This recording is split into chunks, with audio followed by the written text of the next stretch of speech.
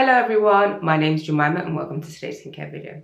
This is part 2 of Skincare&Me, a series of videos where I'll be going into more depth about my skincare journey and the behind the scenes of creating my skincare videos. Today I thought I'd share advice I was showing you about my skin when I was a teenager. When I was growing up during secondary school, my skin was a major insecurity of mine. I thought I had bad skin. It's a real shame because now looking back, I see that I was dealing with things that could have easily been solved with more knowledge. Two of the biggest issues I struggled with was having scars on my face and getting cold sores regularly. And so today I have skincare advice from my younger self concerning those matters. There were a few reasons I thought the scars on my face made me look ugly. I used to think it took up half of my face and I would compare myself to others who had perfectly clear skin. There was even an incident when someone had said something to me that confirmed these negative beliefs of mine. I remember during year 7 I was having an argument with someone.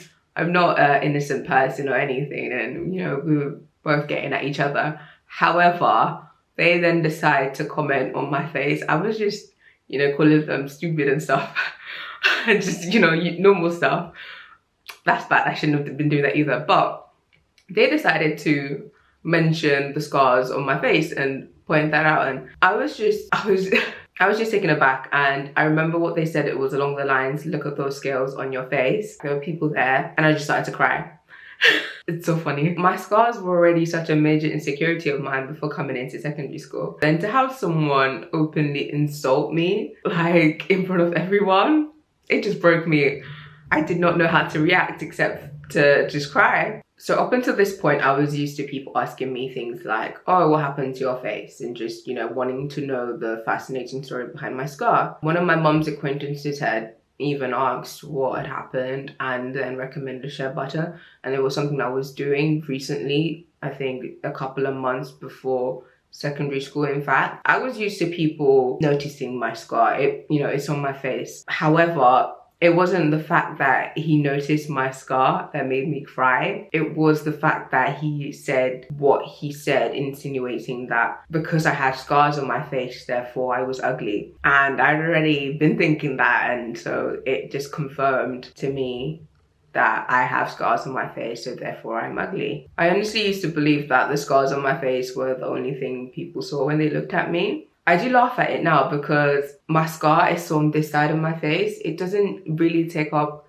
that much of my face. It's just on this side, top cheekbone. However, I made such a mountain out of a molehill because of my perception of myself and because I perceived that everyone was staring at me because of my scar. Unfortunately, having this negative belief did start to knock down my confidence. I started to shrink and not feel good about my skin because of my scar. At that point, I was making steps to clear up my skin. I was using shea butter, I was using bio oil to help with fading my scars. I was making steps, but I wasn't feeling good about making these steps because I still had this negative belief about my scar. And so I started treating my scar a little bit late. I didn't treat it as soon as I got the injury. So I do wish I had started treating it earlier, so it would have probably faded more. However, I wish more I knew having scars on your face did not mean you were ugly. You are not ugly, period.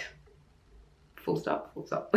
And my other secondary school trauma is just from young people being insensitive. And that really messed with my mind and made me feel like I was doing something wrong when I would get cold sores. I've spoken about my experience of getting cold sores in a previous video and I shared my tips and advice. But basically, I got them a lot when I was younger, and the first thing some people would say to me when they see it was, ew, that's so disgusting. I would get so embarrassed when I'd have cold sores to the point where when I would have one, I wouldn't want to go into school. But because I was never allowed to just skip school for no reason, when I would get one, I would just spend whole days trying to hide my face. I wasn't trying to speak to people. I was always covering my face, running away really quickly, just feeling so intimidated by being in front of people when I'd have a cold sore because I thought that's all they'll stare at. I thought they'll point it out. I thought they'll call it disgusting. I just felt I had to do anything I could to avoid getting shamed in front of people, to the point where even one time I put on a plaster over my cold sore, which actually drew more attention to it. So, yeah, that was funny. What I'd really like to tell my younger self about cold sores is that it's natural and lots of people get them. There's nothing wrong with you. You're not this weird species. I'd also like to explain to my younger self about the reason I got them. It was due to weather and stress. I was aware about the weather changes, but I was not aware of me getting them due to stress. I had a lot of emotions that I was holding in when I was younger and I was not letting them out. And so if I could have found healthy ways to deal with my problems when I was younger, it would have actually prevented me getting cold sores. It would have decreased the amount of times I got cold sores, because I used to get cold sores every 2 to 3 months when I was younger. Now I only get them about once a year. And the change was due to me being able to manage my stress. I would like to tell my younger self to start focusing on her mental health, because that was something she did not do. When I posted my cold sore video last year, 2 weeks later, I wanted to take it down. It's kind of a sad reason, because someone had made fun of me, someone I knew had made fun of me, and my insecurities started to just like resurface. And I did not want the whole world to make fun of me. And so I was about to take that video down. However, I managed to, calm myself down, speak to myself and just say, leave this video up. I had to leave the video up because I knew my younger self needed that video. I didn't have that growing up. I didn't know how to look after him. It was a very painful experience to, just suppress my emotions and leave it up. Every moment I had anxiety. I was so scared. However, it was normal. Nothing major was happening. I wasn't getting any major hate or anything that I thought was gonna suddenly start happening to me. Fast forward to this year in March, the video starts to pick up. A lot of people are watching my video. It is currently my best video on YouTube right now in terms of views, watch time, likes, comment. It is top. It kind of shook me up as well, because the video I almost took down is what has helped my channel grow. Like, imagine what my channel would be like without it.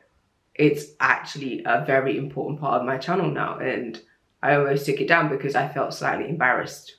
The thing I love most about the video doing so well is the comment section. People are asking for help, people are saying thank you, people are sharing their tips and methods and how they deal with it for others.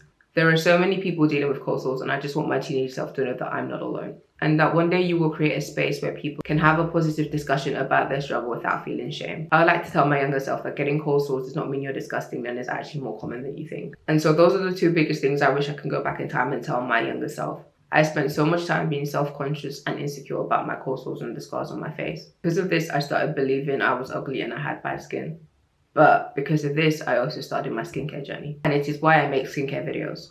My skin was okay, I just needed to learn how to take care of it. However, my insecurities made me see everything on my face in such a magnified negative way. My textured skin and hyperpigmentation seemed worse than they actually were in my eyes. I make skincare videos because when I was younger, I didn't know where to start and what to use. So now I'm going to share some tips I wish I knew about maintaining my skin. Easy steps I could have taken to look after my skin better and made it the healthiest version of itself. The first thing is get yourself a good cleanser, moisturizer and sunscreen. Simple is key. I say this in all my skincare videos. It is the best foundation you can have to getting healthy skin. Number 2, eat healthier, please. Junk food causes you breakouts. It's that simple. And so you just need to learn to not let your sweet tooth rule you. Oily foods as well. Watch out for that fried chicken. You know you love it. That is your weakness. Just eat things in moderation, thinking what you put inside will come out. Number 3, don't put too much oil on your face. I was taking steps to help my scars fade, and so I was using bio oil all over my face. Great, it does good job. However, it did break me out a little. And I also tried olive oil a couple of times on my face because I saw it had a lot of healing benefits. Those are fine, but I should have just probably put it directly on my scar instead of just rubbing it all over my face. Number 4, sleep on your back and change your pillowcase every week. This is actually a really good tip to help your face be more symmetric, so sleep like Sleeping Beauty. It also prevents the dirt and oils that come from your hair going on your face. And number 5, probably the most important one, I would tell my younger self, is manage your stress. Your mental health can actually impact your skin. I did not know how big of an influence it was when I was younger in terms of my cold sores. I did not know it can make my skin worse or better. So take time to learn about your emotions and do things to make life more enjoyable. My early memories of my skincare journey is more on the painful side. However, it is what got me interested in skincare.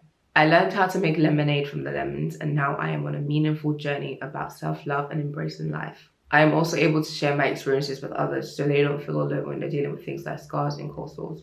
I am able to set the tone for positive conversation regarding those topics because I struggle with the stigma and I don't want others to experience the same bad treatment.